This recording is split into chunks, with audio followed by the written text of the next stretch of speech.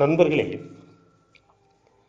கீழடியில் இன்று நடக்கும் அகழ் ஆராய்ச்சியின் மூலம் தமிழனின் வாழ்க்கை முறை, அவனுடைய அரசியல், அவனுடைய நாகரிகம் கண்டு உலகே வியக்கின்றது. அப்படிப்பட்ட ஒரு சிறப்பான வாழ்க்கையை தமிழன் வாழ்ந்து கொண்டிருக்கின்றான். சொல்லப்போனால் எல்லாவற்றிலுமே அவன் முதன்மையாக இருந்திருக்கின்றான். இப்படிப்பட்ட அவனுடைய வாழ்க்கை முறையை ஆராயும் அதே நேரத்தில் அவன் அறிவியலிலும் முதன்மையாக இருந்திருக்கின்றான் என்பதை பல கதைகளின் மூலம் நாம் அறிந்து கொள்ள முடிகின்றது.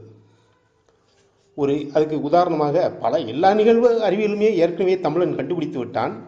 இருந்தாலும் உதாரணத்திற்காக ஒரு 2 நிகழ்வுகளை மட்டும் இவ்விடத்தில் நாம் எடுத்துக்கொள்வோம்.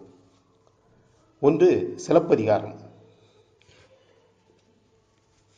அந்த கதை முழுமையாக உங்களுக்கு தெரிந்திருக்கும். ஒரு சுருக்கமாக, கோவலன் கண்ணகியை விட்டு மாதவியோடு சென்று வாழ்க்கை நடத்துகிறான். மாதவிக்கும் கோவலனுக்கும் மணிமேகலை என்று ஒரு குழந்தை இருக்கின்றால், அந்த கிட்டத்தட்ட சிலப்பதிகாரமும் மணிமேகலையும் இரட்டை குழந்தைகள் என்றே சொல்லலாம். இதனுடைய தொடர்ச்சி தான் மணிமேகலை. சரி, இப்போ கதைக்கு போவோம். கோவலன் மதுரைக்கு வந்து கொலை செய்யப்படுகிறான்.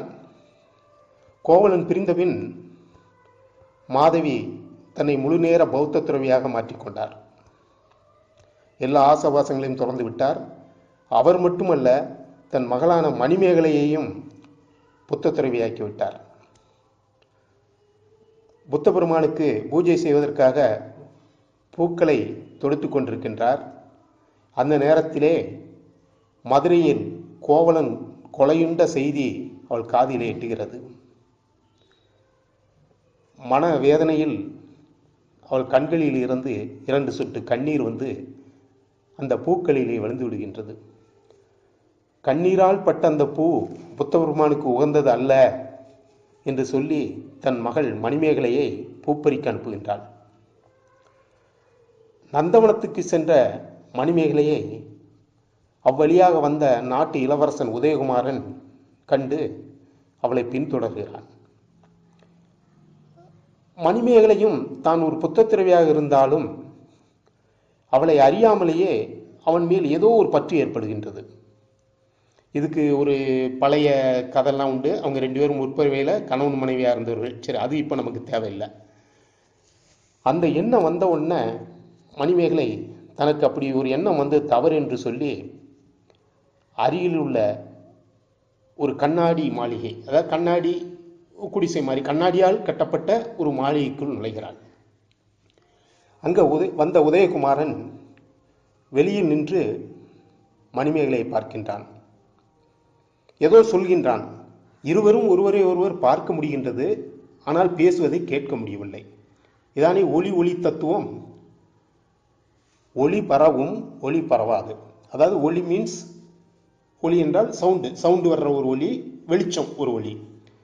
கண்ணாடி பேழைக்குள் கண்ணாடியால் அடைக்கப்பட்ட ஒரு இடத்திலிருந்து வெளியிருக்கும் ஒருவரை நாம் பார்க்க முடியும், ஆனால் நாம் அவர்கள் பேசுவதை கேட்க முடியாது. இதுதான் தத்துவம். ஒளி பரவும், ஒளி புரியாத ஒரு விஞ்ஞான தத்துவத்தை அந்த இடத்திலே புலவர் சீத்தலை சாத்தனார் கூறுகின்றார்.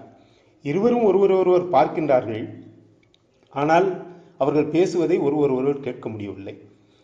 இந்த ஒளி பரவும், ஒளி பருவாத தத்துவத்தை பல 1000 ஆண்டுகளுக்கு முன்பே நமது தமிழன் கண்டுபிடித்து விட்டான். அதே மாதிரி மற்றொரு உதாரணம், சிவபுராணம். பார்வதி ஊஞ்சலிலே அமர்ந்திருக்கின்றார்.